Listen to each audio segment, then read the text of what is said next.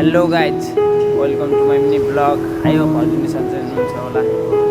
काम चाहिँ यता त्यो गाडी हो। अहिले चाहिँ मैले रेस्ट पाएको छु। यता सामानहरू हाल्दैछन् अनि यस्तै यो काम यस्तै गर्नुपर्छ। के गर्नु अनि यता हेर्नु होला। यता नि अनि सबै स्टोर हो। यसको बसको स्टोर हो। यो चाहिँ आज अहिले भर्खर ल्याएको सामान हो।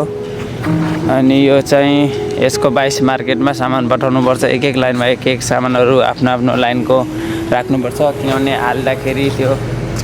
हाल्दाखेरि सामानहरू राम्रोसँग नछुटोस् अनि एउटाको एक मार्केट सामान अर्को मार्केटमा अर्को गाडीमा नजाओस् भनेर यसरी राख्छौँ हामीहरू।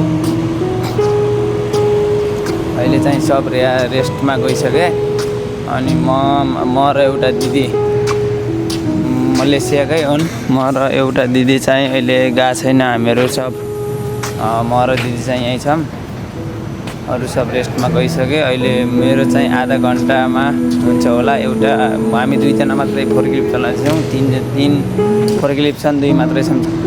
यो पनि एक मार्केटको हो सामानको। के गर्नु यस्तै छ। टाइममा खाना मिल्दैन। अब ग्यास्ट्रिक नि बढिरहेको छ। टाइममा खाना नि मिल्दैन।